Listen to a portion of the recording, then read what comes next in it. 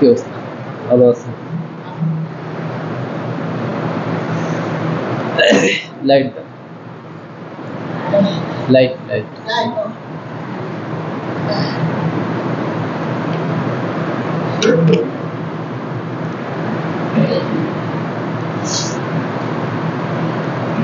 আসসালামু আলাইকুম ওয়া রাহমাতুল্লাহি ওয়া বারাকাতুহু।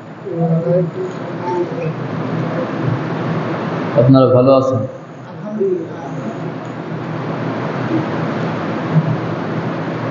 ইন্নাল হামদালিল্লাহ আলহামদুলিল্লাহি কাফা ওয়া সালামুন আলা ইবাদিহিল্লাযীনা ইসতাফা আম্মা বা'দ أعوذ بالله من الشيطان الرجيم بسم الله الرحمن الرحيم ولله على الناس حج البيت من استطاع إليه سبيلا قال الله تبارك وتعالى وأذن في الناس بالحج يأتوك رجالا وعلى كل ضامر يأتين من كل فج عميق آمنت بالله صدق الله المولانا العظيم وصدق رسوله النبي الكريم ونحن على ذلك من الشاهدين والشاكرين والحمد لله رب العالمين وقال تعالى في شان حبيبه ومحبوبه إن الله وملائكته يصلون على النبي يا أيها الذين آمنوا صلوا عليه وسلموا تسليما اللهم صل على محمد وعلى آل محمد كما صليت على إبراهيم وعلى آل إبراهيم إنك حميد مجيد اللهم بارك على محمد وعلى آل محمد كما باركت على إبراهيم وعلى آل إبراهيم إنك حميد مجيد يا ربي صل وسلم دائما أبدا على حبيبك خير الخلق كلهم بلغ العلا بكماله كشف الدجى بجماله حسنت جميع خصاله صلوا عليه وآله لا إله إلا الله لا إله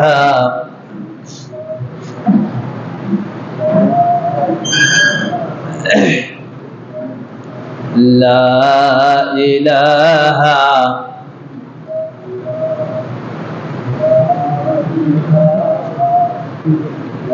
জোরে লা ইলাহা ইল্লাল্লাহ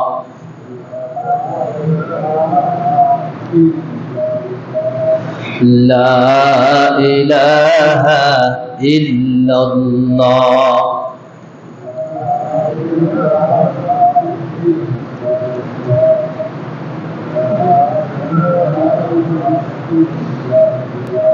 ओ फूल फूल नहीं जिस फूल में वो नहीं ओ दिल दिल नहीं जिस दिल में अल्लाह नहीं ला इलाहा इल्लल्लाह ला इलाहा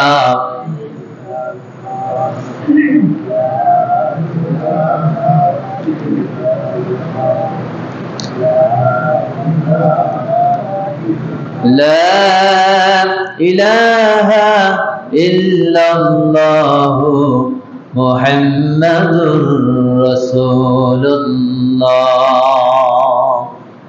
صلى الله عليه وسلم। আল্লাহর ঘরের সম্মানিত অতিথিবৃন্দ, আল্লাহ পাকের দরবারে শুকরিয়া জ্ঞাপন করছি যে আল্লাহ তাআলা দুনিয়াবি সব ঝামেলা থেকে মুক্ত করে অসংখ্য অগণিত মানুষের ভিতর থেকে নির্বাচিত করে যে আল্লাহ তাআলা শত ব্যস্ততা অপেক্ষা করে গোলামদের ভিতর কবুল করে গোলামীর বেশে মসজিদ পর্যন্ত সকলের আগে আসার জন্য তৌফিক দান করেছেন। শুকরগুজার হচ্ছি আলহামদুলিল্লাহ। সম্মানিত সুধী, আজ জিলকদ মাসের 1 তারিখ, প্রথম জুমা। জিলকদ মাস হজের প্রস্তুতির মাস। জিলহজ মাস হজের মাস। গোটা মাস ব্যাপী হজের প্রস্তুতি চলছে। অলরেডি বাংলাদেশ থেকেও সম্ভবত গতকাল মানে 9 তারিখ সম্ভবত হজের প্রথম ফ্লাইট আল্লাহর ঘর বাইতুল্লাহর উদ্দেশ্যে বাংলাদেশ থেকে আল্লাহর প্রেমে পাগল পাড়া খানায় কাবার পানে তারা ছুটছে। আল্লাহ তাদের কবুল করেন, সেই সাথে আমাদেরকেও আল্লাহ কবুল করেন। তো গত সপ্তাহের ধারাবাহিক আলোচনার ভিতরে একটি বিষয় রয়ে গেছে। যেহেতু হজের মাস শুরু হয়ে গেছে, হজের মৌসুম, হজের প্রস্তুতি, হজের উদ্দেশ্যে সারা বিশ্ব থেকে খানায় কাবার উদ্দেশ্যে দলে দলে আল্লাহ প্রেমিক পাগল পাড়া যাদেরকে আল্লাহ কবুল করেছেন তারা রওনা দিয়ে দিয়েছে। আবার কেউ কেউ প্রসেসিং অবস্থায় আছে, আবার কেউ আমরা এখনো ঘুমন্ত অবস্থায় আছে, নিয়তি করতে পারি নাই, অথচ হজ অনেক আগে ফরজ হয়েছে, নাকি হয় না এরকম? তো এই মুহূর্তে হজের আলোচনায় সবেচে, তথাপি গত সপ্তাহের ধারাবাহিক আলোচনার শেষ একটি বিষয়, মোট 5টা বিষয় ছিল। কয়টা বিষয়? 5টা বিষয়ের উপরে যদি আমল করা যায়, আশা করা যায় জীবন সফল হয়ে যাবে, শরীয়তের যাবতীয় হুকুমগুলি এটির ভিতরে চলে আসবে। তন্মধ্যে 4টি বিষয় বলা হয়ে গেছে, একটি বিষয় বাকি রয়েছে। সেই 5 নম্বরের একটি বিষয় হলো ওয়া আহিব্বা লিন-নাস মা তুহিব্বু লিনাফসিকা। তোমার জন্য তাই পছন্দ করো যা অন্যের জন্য, মানে অন্যের জন্য তাই পছন্দ করো যা তুমি নিজের জন্য পছন্দ করবা। একটা নীতিমালা, ছোট্ট বিষয়, যে অন্যের জন্য ওই বিষয়ই পছন্দ করো যেটা তুমি নিজের জন্য পছন্দ করবা। রাস্তার আঁকে বাঁকে, মোড়ে মোড়ে, ফাঁকে ফাঁকে যত রকমের গল্প করে থাকি আমরা অন্যের ব্যাপারে। বলেন তো, ওই মুহূর্তে যদি আমাকেই জিজ্ঞাসা করা হয়, আপনাকেই জিজ্ঞাসা করা হয়, যদি ঠিক এইরকম মজলিসে আপনার ব্যাপারেও কেউ এরকম মন্তব্য করে, বিরূপ মন্তব্য করে, আপনি কি পছন্দ করবেন? তো আপনি যদি পছন্দ না করে থাকেন, তাহলে আপনি যাদের ব্যাপারে আলোচনায় সমালোচনায় ভরপুর, যাদের ক্ষতি করার পাইতারা নিয়ে সকাল থেকে নিয়ে সন্ধ্যা পর্যন্ত আল্লাহর দেওয়া সময়গুলো ব্যয় করছেন, ঠিক ওই একই বিষয় যদি আপনাকেই শিকার বানানো হয়, আপনি কি পছন্দ করবেন? তো তাহলে আপনি যদি পছন্দ না করে থাকেন, তাহলে আমার অন্য এক মুমিন ভাইয়ের জন্য এমনটা কাম্য নয়। খুবই সূক্ষ্ম একটি বিষয়, যে তুমি অন্যের জন্য ওইটাই পছন্দ করো যেটা তুমি নিজের জন্য পছন্দ করবা, এবং প্রত্যেকের শান অনুযায়ী তাদের সাথে আচরণ করো, অন্যের রুচিবোধ অনুযায়ী তাদের সাথে আচরণ করো, অন্যের মন মানসিকতা অনুযায়ী তাদের সাথে কথাবার্তা বলো, তাদের চাহিদা অনুযায়ী তাদের সাথে ব্যবহার করো, ব্যবহৃত হও। হুজুর পাক সাল্লাল্লাহু আলাইহি ওয়াসাল্লাম বসে রয়েছেন হুজরাখানায়, দরজায় লক হলো, দেখে আবু বকর রাদিয়াল্লাহু আনহু, দরজা খুলে দিলেন, আবু বকর রাদিয়াল্লাহু আনহু আসলেন। যে অবস্থায় ছিলেন ওই অবস্থায় বসে রয়েছেন, একটু পরিবর্তন নাই, এলোমেলো অবস্থা। একটু পরে আবার দরজায় ঠক ঠক ঠক ঠক আওয়াজ হলো, দরজা খুলে দেওয়া হলো, দেখে ওমর আসছে। আল্লাহর নবী যে ওই অবস্থায় আছেন, কোনো পরিবর্তন নাই। একটু পরে আলী আসছে, একটু পরে আরেকজন আসছে। তো বিভিন্ন সাহাবাই কেরামের আগমন ঘটলো, আল্লাহর নবীজির মধ্যে কোনো পরিবর্তন দেখা গেল না।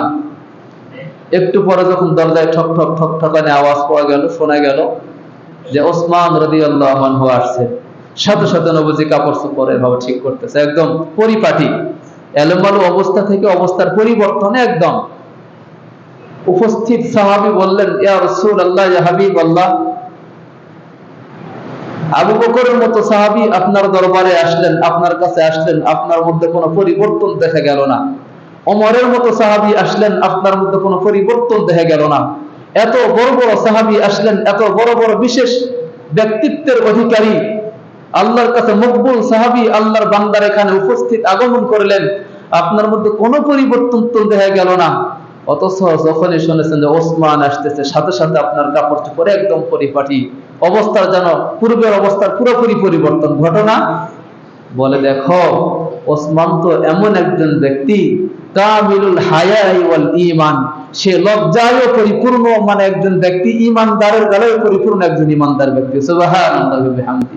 আল হায়া ওয়াল উসমান, হায়া লজ্জা শরমের দিক দিয়ে মানে ওসমানের মতো ব্যক্তি সকলের আগে আছে। সুবহানাল্লাহি ওয়া বিহামদি।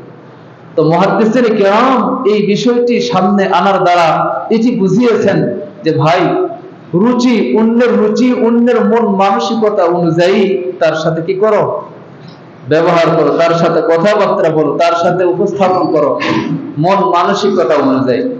তো এমনি ভাবে আমরাও যদি একজন আরেকজনের মন মানসিকতা অনুযায়ী, বড়দের সাথে একরকম আচরণ, ছোটদের সাথে একরকম আচরণ, যুবকদের সাথে আরেক রকম আচরণ, মুরব্বীদের সাথে আরেক রকম আচরণ, বলেন তো বলেন, মানব জীবন ব্যবস্থাপনায় ব্যক্তি জীবন থেকে শুরু করে পারিবারিক জীবন, সামাজিক জীবন, জীবনের প্রতিটি ধাপে ধাপে, প্রতিটি ক্ষেত্রে যদি এই সূক্ষ্ম বিষয়গুলো খেয়াল করা হয়, কোনো অশান্তি হবে। কিন্তু আমরা তো পরোয়া করি না। তো এই বিষয়গুলো ছোট্ট বিষয়, যে তুমি তাই অন্যের জন্য এটি পছন্দ করো যেটি তুমি নিজের জন্য পছন্দ করবা। তো এই বিষয়কে সামনে রেখে যদি আমরা আমল করতে পারি, বিষয়গুলো মোটামুটি 5টি বিষয়, এই বিষয়গুলোর উপর যদি আমল করা পারি, আবু হানিফা রহমতুল্লাহি আলাইহি সন্তানকে বলে হাম্মাদ, সন্তানের নাম হলো হাম্মাদ, যে পুত্র আমার, তুমি যদি এই 5টি বিষয়ের উপরে ঠিক মতো আমল করতে পারো, আশা করা যায় তুমি সফল হয়ে যাবে। 5 লক্ষ হাদিসের উপর আমল করবার দরকার নাই, মাত্র 5টা। তো আল্লাহ পাক সবাইকে আমল করার তৌফিক দান করেন। কথা অনেক আছে, যেহেতু সময় কম, গুরুত্বপূর্ণ বিষয় আজকের যেটি আলোচনা, যেহেতু হজের মৌসুম চলছে, হজের প্রস্তুতি চলছে, সারা বিশ্ব থেকে খানায়ে কাবা, বাইতুল্লাহর পানে আল্লাহর বিশেষ বান্দাগণ আল্লাহর ডাকে সাড়া দিয়া আল্লাহর ঘর জিয়ারতের উদ্দেশ্যে রওনা দিয়েছেন, কেউ বা প্রস্তুতি নিচ্ছেন। সেই ইব্রাহিম আলাইহিস সালামের ডাকে সাড়া দিয়েছেন। ইব্রাহিম আলাইহিস সালামকে আল্লাহ তাআলা বলেছিলেন, ওঠো পাহাড়ের চূড়ায়, সারা বিশ্বের সমস্ত মানুষদেরকে আহ্বান করো, ওয়াআদ্দিন ফিন নাস বিল হজ্জ ইয়াতুকা রিজালা ওয়া আলা কুল্লি দামিরি ইয়াতিনা মিন কুল্লি ফাজ্জিন আমিক। ওহে সারা পৃথিবীবাসী মুমিনগণ, আল্লাহ তাআলা আমার দ্বারা তৃতীয়বারের মতো খানায়ে কাবা নির্মাণ করালেন, তোমরা আসো, এই ঘর জিয়ারত করো, এই ঘর তাওয়াফ করো, জীবনের গুনাহগুলো মাফ করাও। মুহাদ্দিসিনে কেরাম বলেন, ওই মুহূর্তে ইব্রাহিম আলাইহিস সালামের এই আওয়াজ, ওই মুহূর্তে কি মাইক ছিল? কোন রকমের আওয়াজ পৌঁছানোর কোন ব্যবস্থা ছিল? শুধু মৌখিক কথাগুলো জবানের দ্বারা যতটুকু সম্ভব উঁচু আওয়াজে পাহাড়ের উঁচু স্থানে উঠে বলেছেন। আল্লাহ তাআলা এই আওয়াজটুকু শুধু পৃথিবীর এক প্রান্ত থেকে অপর প্রান্তই নয়, উত্তর থেকে দক্ষিণ নয়, পূর্ব থেকে পশ্চিম নয়, বরং রূহের জগৎ পর্যন্ত আল্লাহ তাআলা এই আওয়াজ পৌঁছায় দিয়েছেন। আর ওই আওয়াজ দ্বারা লাব্বাইক আল্লাহুম্মা লাব্বাইক, লাব্বাইক আল্লাহুম্মা লাব্বাইক, লা শারীকা লাকা লাব্বাইক, ইন্নাল হামদা ওয়ান নি'মাতা লাকা ওয়াল মুলক লা শারীকা লাক, যারাই বলেছিল, আল্লাহ তাআলা কিয়ামত পর্যন্ত যখনই এই রূহগুলো দুনিয়াতে আসুক না কেন, যারাই সেইটাকে লাব্বাইক বলে সারা দিয়েছিল, যখনই আসুক না কেন আল্লাহ তাআলা আল্লাহর ঘরে সরেজমিনে নিবেন, তারপরে তাদের মরণ ঘটাবেন। তো তাহলে যারা এ পর্যন্ত হজ করতে পেরেছি বা যারা যাচ্ছে, যারা সামনে যাবে, এই রূহগুলোর ভিতরে শামিল ছিল। তাহলে মোটামুটি তো একটা জবাব পাওয়া গেল, লাব্বাইক, আল্লাহর ডাকে সাড়া দেওয়ার ফল এটি। তো এই মানুষগুলো কেন যায়? মহাব্বত, ভালোবাসা, অন্তরের ভিতরে যখন মহাব্বত এসে যায়, একটা হলো দ্বীনের মহাব্বত, একটা হলো দুনিয়ার মহাব্বত। এই মানুষগুলো কেন যায়? এদের অন্তরে দ্বীনের মহাব্বত বেশি, এদের অন্তরে আল্লাহর মহাব্বত বেশি, এদের অন্তরে রাসূলের মহাব্বত বেশি, এদের অন্তরে বাইতুল্লাহর মহাব্বত বেশি। সামর্থ্য হয়েছে, বাস আর কোনো কথা নাই, আল্লাহর ডাকে সাড়া দিয়ে তারা রওনা হয়ে গেছে। আমরা যারা যেতে পারছি না কেন? অনেক মালওয়ালা আছে, অনেক টাকাওয়ালা আছে, অনেক সম্পদশালী ব্যক্তি আছে, টাকার পাহাড়, সম্পদের পাহাড়, ব্যাংক ব্যালেন্সের অভাব নাই, গাড়ি বাড়ির অভাব নাই, কিন্তু আল্লাহর ঘর জিয়ারত করবে, পশ্চিম দিকে পা দিবে, এইটা নসিব হয় নাই। এটি কেন? দ্বীনের মহব্বত বেশি না দুনিয়ার মহব্বত বেশি? বলেন। দুনিয়ার মহব্বত। মুহাদ্দিসিনে কেরাম বলেন, আল্লাহ সুবহানাহু ওয়া তাআলা বলেন, আলহাকুমুত তাকাসুর হাত্তা যুরতুমুল মাকাবির। যেই মানুষগুলো হজ ফরজ হয়েছে অথচ হজে যাচ্ছে না, রেজিস্ট্রেশন করছে না, বিলম্ব করছে, যদি জিজ্ঞাসা করা হয় বলে কি জানেন? হুজুর, ছেলে মেয়েগুলো এখনো প্রতিষ্ঠিত হয় নাই, বাড়ি ঘরে এখনো হাত দিতে পারি নাই, বাড়ি ঘরটা কমপ্লিট করি, ব্যবসায়িক ভাবে এখনো সফল হতে পারি নাই, আমি এই নিয়ত এখনো আমার পূরণ হয় নাই। কি এগুলো জবাব দেয় না ভাই? জবাব তো এগুলোই দেয়। তো বাড়ি গাড়ি এখনো কমপ্লিট হয় নাই, বাড়ি একতলা করেছি, দুইতলার উপরে ছাদটা দেই, কমপ্লিট করি, ছেলে মেয়ের বিয়ে শাদী গুলো কমপ্লিট করি, জমি জমার যে মেরাজ সূত্রে যে যেটি পাবে বন্টন নামা হয় নাই, বিভিন্ন রকমের অজুহাত দিয়া ব্যবসা বাণিজ্যের এখনো সফলতা আসে নাই, গাড়ি একটা হয়েছে, গাড়ি আর একটা ক্রয় করতে চাচ্ছি, জমি 1 বিঘা হয়েছে, আর 1 বিঘা জমি কিনি হুজুর তারপরে যাব, আছে না নিয়ত করেন এরকম? এই নিয়ত, এই আশা, এই লোভ, এটি কতদিন? হাদিসের মধ্যে আসছে, ইয়াহরুমু ইবনু আদম ওয়া ইয়াশিব্বু মিনহু ইসনান, আল হিরসু আলাল মাল ওয়াল হিরসু আলাল উমর। আরে ভাই, নবীজি বলেছেন, বনি আদমের একটা মানবীয় স্বভাব যে এদের হায়াত যদি 60 বছর হয়ে থাকে, তারপর দিল চায় আরো 60 বছর আমি বেঁচে থাকবো। এটি কখনো আমার দিল সাক্ষ্য দেয় না যে আমি হায়াত রূপী মাঠের শেষ প্রান্তে, মানে শেষ পর্যায়ে পৌঁছে গেছে, এটি কখনো সাক্ষ্য দেয় না, বরং মনে করে আরো 60 বছর বেঁচে থাকবো। এমনি ভাবে যদি কারো 1 বিঘা জমি হয়, সে নিয়ত করে আরো 1 বিঘা হবে কি করে, একটা বাসা হয়েছে আর একটা বাসা করা লাগবে, একটা দোকান আছে, ব্যবসায়ী প্রতিষ্ঠান আছে, আর একটা ব্যবসায়ী প্রতিষ্ঠান করা লাগবে, এই যে আরো চাই, আরো চাই, আরো চাই। এমনকি সারা দুনিয়ার সমপরিমাণ স্বর্ণ রূপ, এই পরিমাণ সম্পদ যদি তাকে দেওয়া হয়, নবীজি বলেছেন মানবীয় স্বভাব যে আরো এই পরিমাণ সম্পদ আমার কি করে হবে, এই চাহিদা কখনো মিটবে না। কতক্ষণ মিটবে? আলহাকুমুত তাকাসুর হাত্তা যুরতুমুল মাকাবির। যতক্ষণ পর্যন্ত এই প্রতিযোগিতা, দুনিয়া চাই, আরো চাই, আরো চাই, এই প্রতিযোগিতা, একটা আছে আরো হতে হবে, দুইটা আছে আরো একটা হতে হবে, 1 বিঘা আছে আরো 1 বিঘা হতে হবে, 10 বিঘা আছে আরো 10 বিঘা হতে হবে, এই প্রতিযোগিতায় নেমে এরা আরো চাই, আরো চাই, কতদিন? হাত্তা যুরতুমুল মাকাবির। জাতি সবাই মিলে যখন মিনহা খালাকনাকুম ওয়া ফিহা নুঈদুকুম ওয়া মিনহা নুখরিজুকুম তারাতান উখরা বলে শেষ 3 মুষ্টি মাটি তার জবানে, তার মুখে ঢেলে না দিবে, ততক্ষণ পর্যন্ত চাহিদা মিটবে না। বুঝাইতে পারছি কথা? তো এই জন্য নিরেট এটি ধোঁকা ছাড়া আর কিছু না, সামনে করব। হজ ইসলামী 5টি স্তম্ভের একটি স্তম্ভ, গুরুত্বপূর্ণ একটা। নামাজ যেরকম ফরজ, হজও এরকম ফরজ, রোজা যেরকম ফরজ, হজও ওইরকম ফরজ, যাকাত যেরকম ফরজ, হজও ওইরকম ফরজ। এমনি ভাবে ইসলামের সব রুকুনগুলো যেরকম ফরজ, হজও ওইরকমই ফরজ, গুরুত্বপূর্ণ একটি ইবাদত। হজকে অস্বীকার করবার কোনোই কি নাই?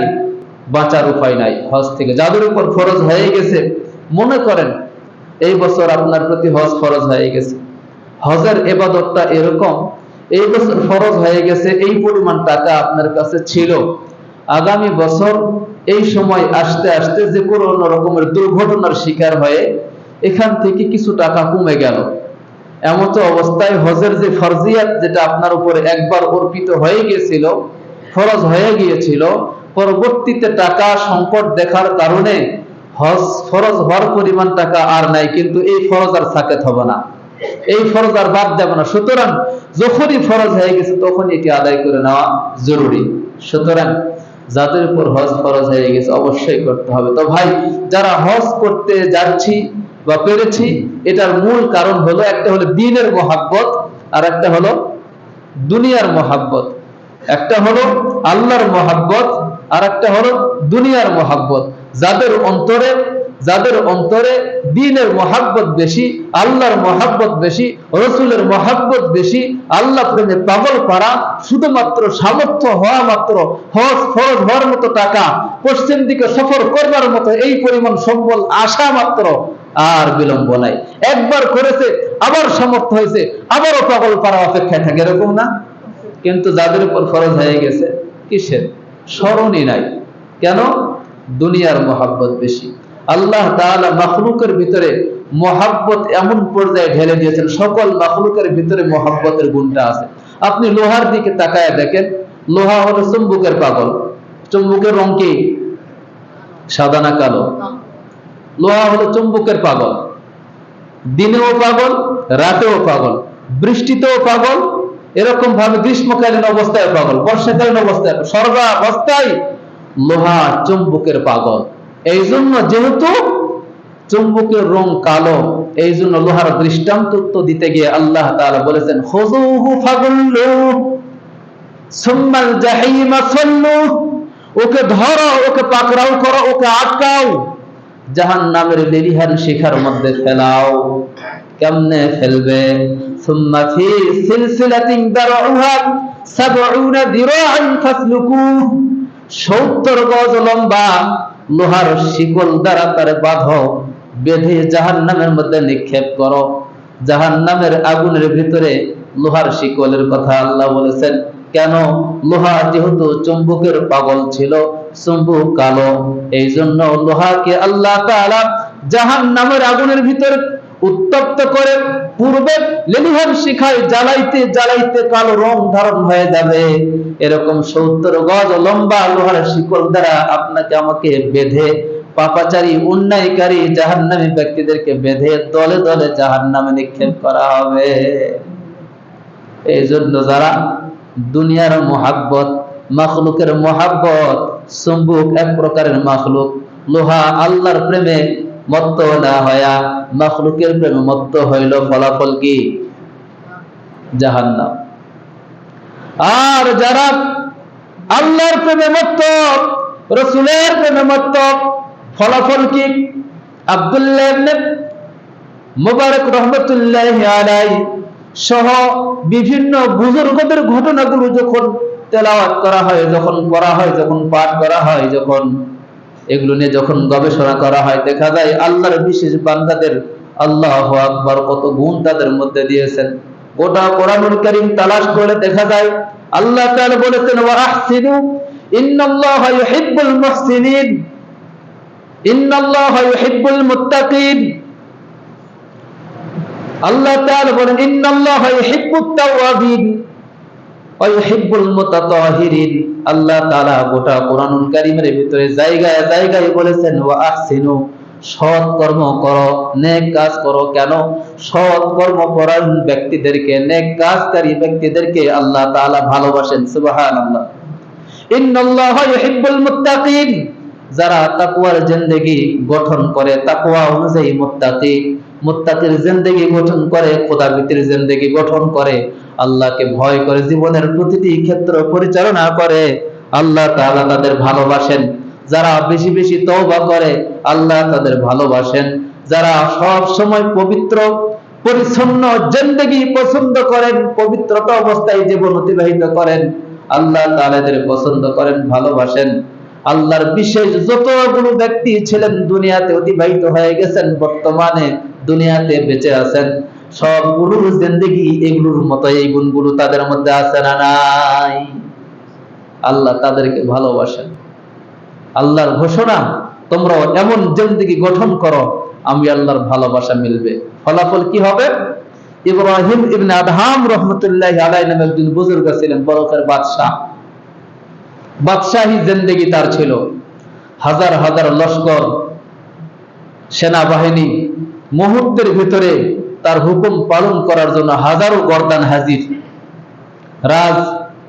রাজকীয় ভোগ বিলাসের, শান্তির, নাজ নিয়ামতের কোনো অভাব তার ছিল না।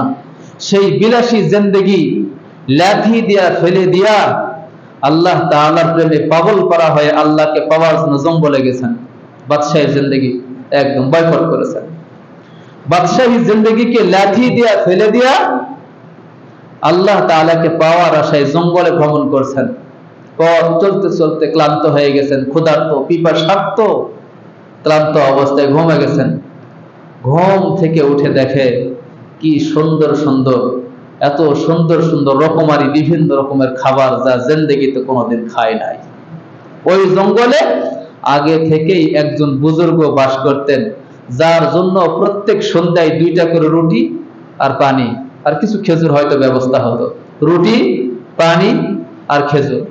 এখন এই বুজুর্গ ইব্রাহিম ইবনে আদহামের এত সুন্দর সুন্দর রকমারি খাবারের সুঘ্রাণ পেয়ে খুঁজতেছে, এত সুন্দর গ্রাম কোথা থেকে আসে। গিয়া দেখে এক পাগল সবে মাত্র আসছে, অপরিচিত, তার কাছে এত সুন্দর খাবার পরিবেশন করা হয়েছে। এখন বুজুর্গ তো বুজুর্গকে অবশ্যই চিনবে না?